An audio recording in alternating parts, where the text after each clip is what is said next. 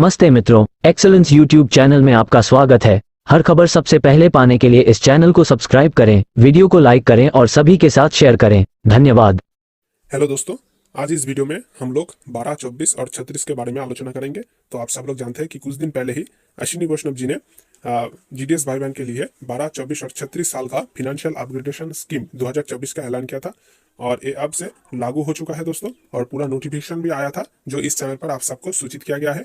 इधर पर देखिए दोस्तों, आज देखेंगे अश्विनी वैष्णव जी का राय क्या है इस बारे में, पूरा देखेंगे दोस्तों। तो आप सब लोग वीडियो में पूरा बने रहे, A to Z बिना स्किप करें वीडियो को देखें दोस्तों। तो इधर पर पहले दिखाता हूँ कि 2.56 लाख ग्रामीण डाक सेवक को जो लोग डिपार्टमेंट ऑफ पोस्ट में काम करते हैं उनके लिए फिनेंशियल अपग्रेडेशन स्कीम का ऐलान किया था अश्विनी वैष्णव जी ने। तो पीआईबी का ये पूरा नोटिस है दोस्तों, आप देख सकते हैं, पूरा पढ़ सकते हैं पॉज करके। मैं ऑल इंडिया जीडीएस ग्रुप का टेलीग्राम चैनल में भी ये नोटिस दे दूंगा, तो आप उधर से पूरा देख सकते हैं दोस्तों। और इसके बाद में एक और वीडियो आएगा जिसमें पूरा जो नोटिस है बारीकी से उसको आलोचना किया जाएगा, डिस्कस किया जाएगा कि क्या फायदा हुआ है, क्या नुकसान हुआ है जीडीएस को। ठीक है दोस्तों, तो देखिए इधर पर देखिए एएनआई और पीटीआई को उन्होंने प्रेस ब्रीफ दिया था और लाइव स्ट्रीमिंग भी कर रहे थे जब जीडीएस 12, 24 और 36 का जो फिनेंशियल अपग्रेडेशन स्कीम 2024 है उसको लागू कर दिया गया था। तो उस वक्त उन्होंने क्या कह रहे थे तो वो आप सुनेंगे दोस्तों। तो ये बहुत ही खास हो जाता है कि आप उनको पूरा सुने दोस्तों, क्योंकि उनका इस बारे में क्या राय है, वो 12, 24 और 36 को कैसे देखते हैं और एक कैसे जीडीएस भाई बहन को हेल्प करेंगे, तो खुद से ही उन्होंने बताया है दोस्तों। तो चलिए दोस्तों शुरू करते हैं, आप उनका राय सुनिए और लाइव स्ट्रीमिंग पूरा देखिए दोस्तों। साथियों, जैसा आप सब जानते हैं, पोस्टल सर्विस भारत में पिछले 10 वर्षों में प्रधानमंत्री श्री नरेंद्र मोदी जी ने पूरे नेटवर्क को एक टोटली ट्रांसफॉर्म कर दिया एक तरीके से।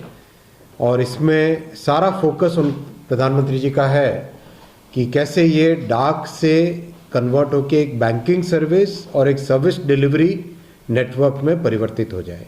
लॉजिस्टिक्स अपना बना रहे, इम्पॉर्टेंट एक एक्टिविटी, लेकिन साथ में बैंकिंग सर्विसेज और सर्विस डिलीवरी एक बहुत बड़ा फोकस बने। और उसमें हमारा ग्रामीण डाक सेवकों का, पोस्टमैन का, ब्रांच ऑफिसेज में, हेड पोस्ट ऑफिसेज में, सारे देश भर में एक बहुत ही मजबूत एक नेटवर्क है, जिस नेटवर्क को और स्ट्रांग बनाने का लगातार प्रयास है। इस नेटवर्क में काम करने वाले ग्रामीण डाक सेवकों को फाइनेंशियल रेम्यूनरेशन बढ़ाने के लिए इस नई स्कीम अप्रूव की है। उसका नाम है ग्रामीण डाक सेवक फाइनेंशियल अपग्रेडेशन स्कीम। ग्रामीण डाक सेवक फाइनेंशियल अपग्रेडेशन स्कीम 2024। इस स्कीम के तहत जो साथी हमारे 12 साल, 24 साल और 36 साल कंप्लीट करते हैं उनको 4,360 रुपये, 5,520 रुपये और 7,200 रुपये का फाइनेंशियल अपग्रेडेशन होगा on the completion of 12 years, 24 years and 36 years. साल में 118 करोड़ रुपए एक्स्ट्रा हमारे ग्रामीण डाक सेवक साथियों के अकाउंट्स में जाएगा। बहुत फोकस किया है इसमें कि हमारे ग्रामीण डाक सेवक बंधु अपना स्किल लेवल, अपना एप्टीट्यूड, अपना ट्रेनिंग का प्रोग्राम लगातार करें। इसीलिए 2.5 लाख ग्रामीण डाक सेवकों को डाक कर्मयोगी पोर्टल के माध्यम से ट्रेनिंग दी गई है। और ग्रामीण डाक सेवक फाइनेंशियल अपग्रेडेशन स्कीम में फाइनेंशियल अपग्रेडेशन करने से पहले एक रिफ्रेशर कोर्स करना होगा कंपल्सरीली। ये इसलिए कर रहे हैं कि आज टेक्नोलॉजी का युग है। इस टेक्नोलॉजी के युग में लगातार स्किल्स अपने अपग्रेड करने ज़रूरी होते हैं। और जितनी सर्विस डिलीवरी है सारी की सारी आज वाया टेक्नोलॉजी है, डिजिटल इंडिया के माध्यम से। इसलिए बहुत ज़रूरी है कि इसमें लगातार ट्रेनिंग हो। तो ये स्कीम आज लॉन्च की जाती है सारे के सारे ग्रामीण डाक सेवक बंधुओं को अभिनंदन। आपकी ये बहुत लंबे समय से डिमांड थी, ये डिमांड आज पूरी की जाती है। प्रधानमंत्री श्री नरेंद्र मोदी जी ने इसको अप्रूव किया है और कैसे पीएम साहब का हमेशा पूरे पोस्टल सिस्टम पे कॉन्फिडेंस जो है और एक जो फोकस है वो अद्भुत है। देखिए 2004 से 2014 की जो कांग्रेस की सरकार थी उसमें 600 पोस्ट ऑफिस बंद किए गए थे। 2004 से 2014 कांग्रेस की सरकार के दौरान 600 post offices were shut down. From 2014 to 2024 a totally different postal services visible and 10,480 new post offices have been opened. 10,480 नए पोस्ट ऑफिस ओपन किए गए। आप देखिए कहाँ तो कांग्रेस की सरकार ने पोस्ट ऑफिस बंद किए थे और कहाँ प्रधानमंत्री श्री नरेंद्र मोदी जी ने 10,480 नए पोस्ट ऑफिस खोले। कई तरह की सर्विसेज हैं, जैसे अभी प्रधानमंत्री सूर्य घर बिजली योजना है जिसमें अपने घर पे सोलर पैनल लगा के बिजली प्रोड्यूस करें।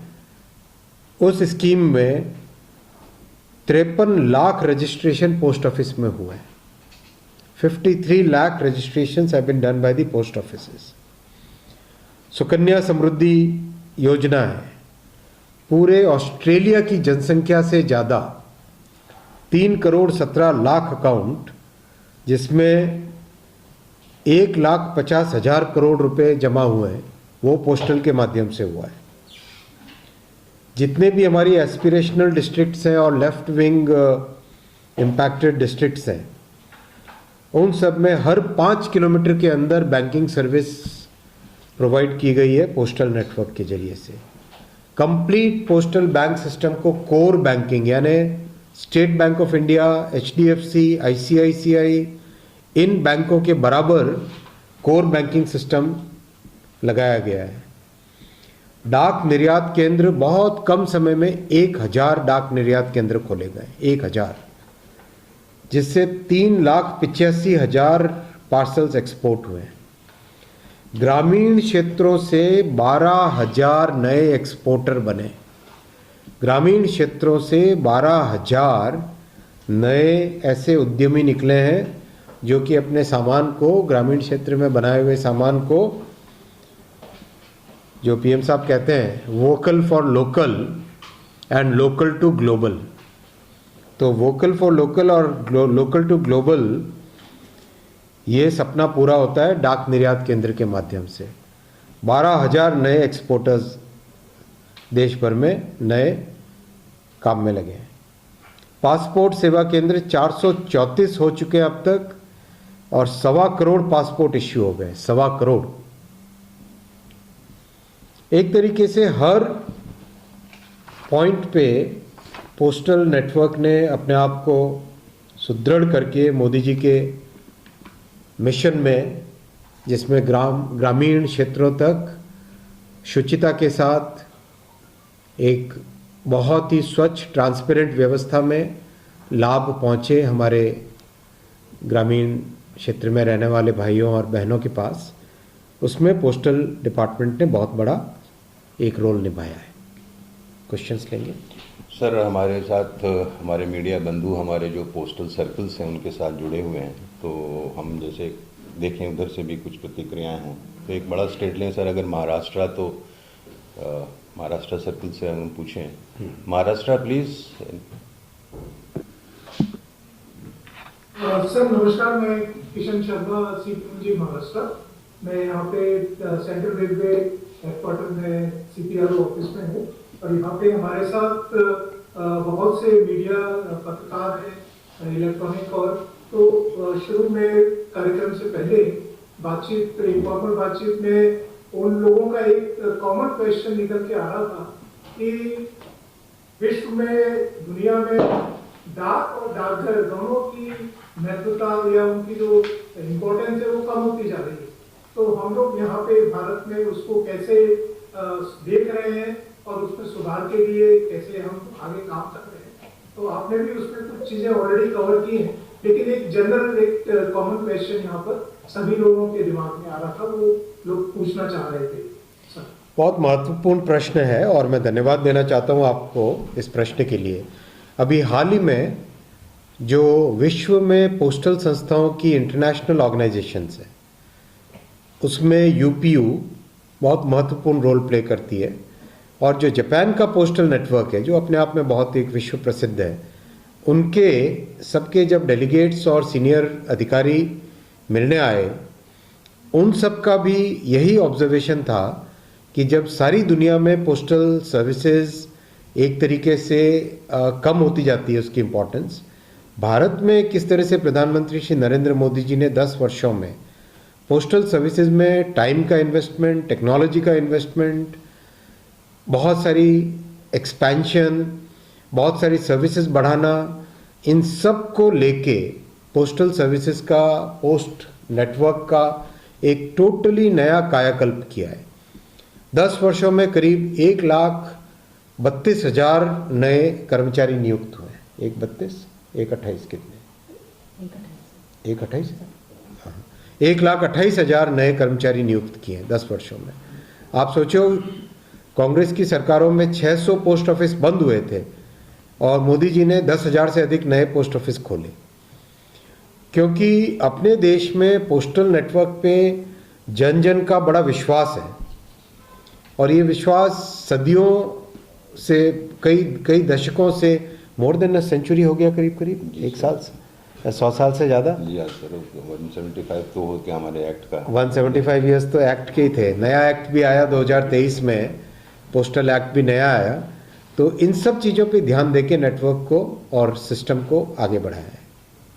सर, हम अगर दक्षिण की तरफ से एक रिप्रेजेंटेशन लेते हैं तो हमारा एक बड़ा सर्कल है तमिलनाडु, तो वहाँ से कुछ सुझाव या कुछ observation. Tamil Nadu circle please. So this is Natarajan, PMG Chennai City region, sir. We have press people from here, sir, from Tamil dailies and also from the electronic media. One common question there is there is a lot of interest among them on the payments bank, which has come up recently, and they specifically want to know how the India Post Payments Bank is doing well in rural areas and what the services people enjoy. That is the common question there. Very important point. The payment bank, which was opened in 2018, by now, within a very short span of time, it has actually made a big difference in people's lives across the country, all over the country. I have visited so many remote places where the services provided by the India Post Payment Bank are highly appreciated by the people. The bank is totally based on technology. It's a very, very technology focused bank, very lean, but very effective because it is riding on the network of the postal service. So it's able to, within a very short time, the India Post Payment Bank is able to reach out to the remotest corners of the country. It is providing lots of services in direct benefit transfer. Most of the state government and central government schemes are today handled by the India Post Payment Bank and the postal network combined jointly. So it's a very big instrument for change, a very big medium for bringing transparency, and a bank which in coming years will become a very important arm of good governance.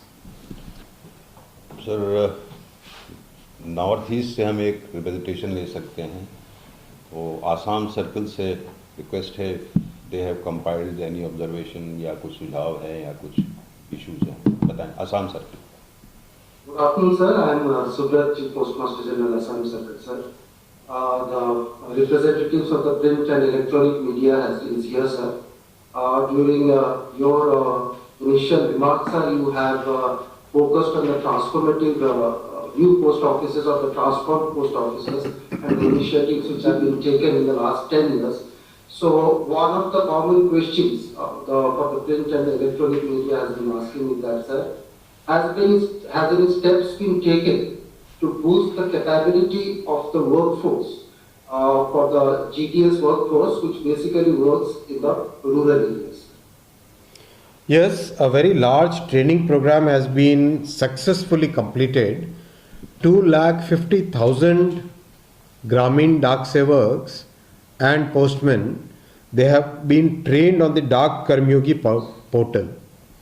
This is a very large program and very successfully executed.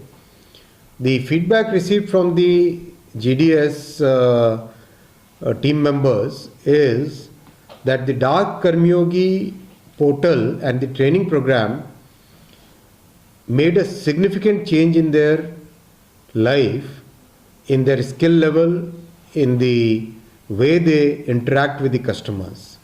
So it's a very major thing, and now we will have continuous programs focused at technology, focused at operations, and as we noted right in the beginning, the Gramin Dak Sevak financial upgradation scheme will also have a compulsory, mandatory element of refresher course.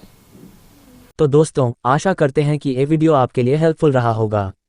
ऐसे और भी ढेर सारे खबर सबसे पहले पाने के लिए वीडियो को लाइक करें, ज़्यादा से ज़्यादा शेयर करें और चैनल को सब्सक्राइब करें। धन्यवाद।